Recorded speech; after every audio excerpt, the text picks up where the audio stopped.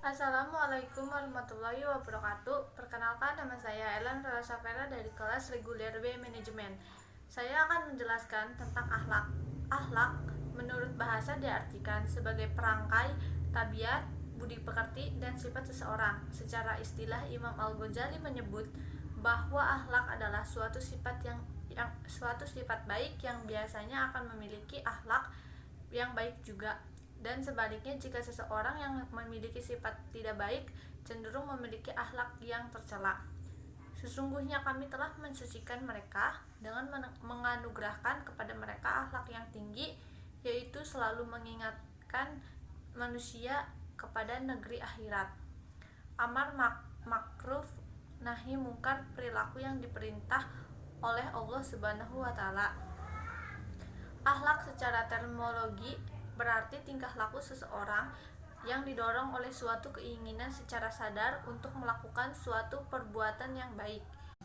Akhlak merupakan bentuk jamak dari kata huluk, berasal dari bahasa Arab yang berarti perangai, tingkah laku, atau tabiat.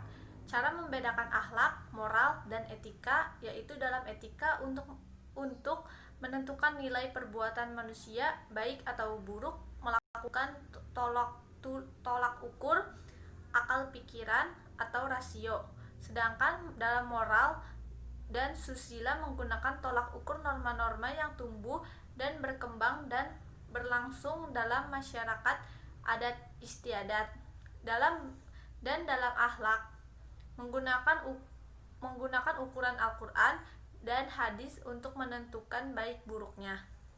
3 pakar di bidang akhlak yaitu Ibnu Miskawi, Al-Ghazali, dan Ahmad Amin menyatakan bahwa akhlak adalah perangkai yang melekat pada diri seseorang yang dapat dimunculkan perbuatan baik tanpa mempertimbangkan pikiran terlebih dahulu. Dalam Islam, akhlak dijabarkan dalam beberapa ruang lingkup, yaitu 1. Akhlak terhadap Allah Subhanahu wa taala. Manusia diberikan kesempurnaan dan kelebihan dibandingkan dengan makhluk yang lain. Manusia juga diberikan akal untuk berpikir, perasaan, dan nafsu.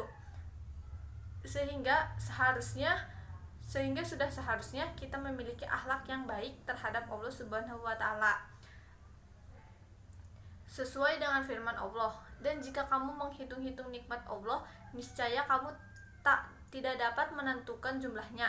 Sesungguhnya Allah benar-benar Maha Pengampun dan lagi Maha Penyayang. Quran Surat An-Nahl ayat 20. Adapun kewajiban manusia terhadap Allah pada garis besarnya ada 2, yaitu mentauhidnya dan beribadah kepadanya. Yang kedua, akhlak sebagai orang tua. Tentu anak menjadi amanah yang dititipkan oleh Allah Subhanahu wa taala kepada orang tuanya. Kewajiban kita sebagai orang tua adalah memberi nama yang baik, menyembelih hewan akikah hari ke-7 dari kelahirannya, menghitanikannya, memberi kasih sayang, memberi nafkah, memberikan pendidikan terutama yang berhubungan dengan agama, dan menikahkannya dengan pasangan yang baik setelah dewasa. Yang ketiga, akhlak terhadap sesama manusia. Islam mengajarkan agar manusia selalu memelihara dan mengembangkan hubungan baik antar sesama manusia, termasuk dengan tetangga.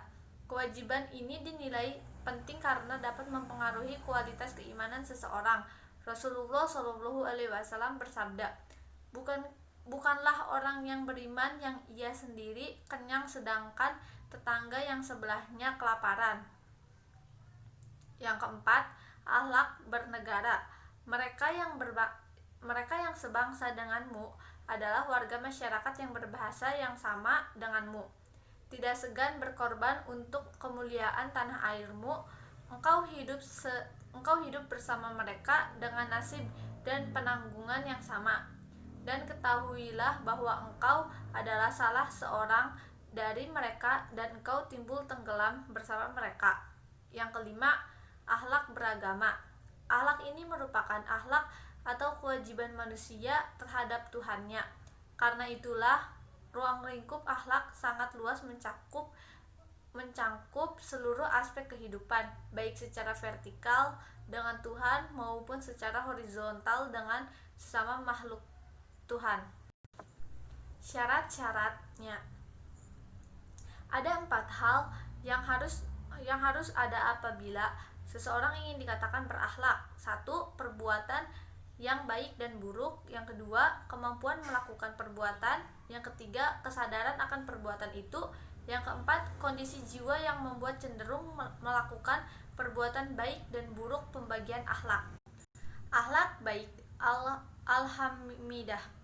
1. Jujur. Asyidku adalah suatu tingkah laku yang didorong oleh keinginan niat yang baik dengan tujuan tidak mendatangkan kerugian bagi dirinya maupun orang lain. Yang kedua, berperilaku baik. Husnul khuluqi adalah suatu reaksi psikis seseorang terhadap lingkungannya dengan cara yang terpuji. Yang ketiga, malu adalah akhlak perangai seseorang yang meninggalkan perbuatan-perbuatan buruk dan tercela sehingga mampu menghalangi seseorang untuk melakukan dosa dan maksiat dengan dapat mencegah seseorang untuk melalaikan hak orang lain. Yang keempat, rendah hati. Rendah hati adalah sifat yang bijak oleh seseorang yang dapat memosisikan dirinya sederajat dengan orang lain dan tidak merasa lebih tinggi dari orang lain. Yang kelima, murah hati. Murah hati adalah suka atau mudah memberi kepada sesama tanpa merasa pamrih atau sekedar pamer. Yang keenam, sabar. Sabar adalah menahan atau mengekang segala sesuatu yang menimpa dari kita, hawa nafsu. Dari Amr bin Syu'aib, dari ayah, dari kakeknya, semoga Allah merelakannya, berkata, Rasulullah Shallallahu Alaihi Wasallam bersabda, ketika Allah mengumpulkan segenap makhluk dari hari kiamat kelak, penyuruh, di manakah itu orang-orang yang utama? Maka berdirilah sekelompok manusia, jumlah mereka sedikit, dengan cepatnya mereka bergegas menuju surga. Para malaikat berpapasan dengan mereka, lalu menyapa mereka, kami lihat kalian begitu cepat menuju surga, siapakah kalian? Orang-orang ini menjawab, kamilah itu orang-orang yang utama, ahlul fadl. Apa keutamaan kalian? Tanya para malaikat.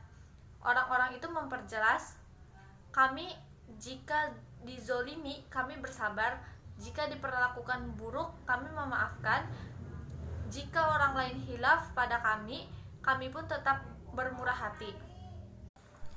Akhirnya dikatakan pada mereka, masuklah ke dalam surga, karena demikian itulah sebaik-baik balasan bagi orang-orang yang beramal. Setelah itu menyerulah lagi penyeru, di manakah itu orang-orang yang bersabar?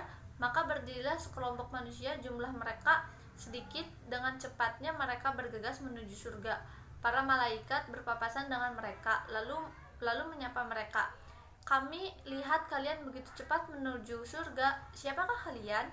Orang-orang ini menjawab, kamilah itu orang-orang yang sabar.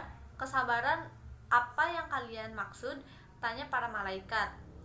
Orang-orang ini memperjelas, kami sabar dan taat pada Allah, kami pun sabar tidak bermaksiat padanya. Akhirnya dikatakan pada mereka, masuklah ke dalam surga, karena demikian itulah sebaik-baik balasan bagi orang-orang yang beramal. Akhlak buruk. 1. Mencuri atau mengambil bukan haknya. Yang kedua, iri hati. Yang ketiga, membicarakan kejelekan orang lain atau bergosip. Yang keempat, membunuh. Yang kelima, segala bentuk tindakan yang tercela dan merugikan orang lain. Itu sajalah pembahasan tentang akhlak dari saya. Kurang lebihnya mohon maaf. Wabillahi taufiq wal hidayah. Wassalamualaikum warahmatullahi wabarakatuh.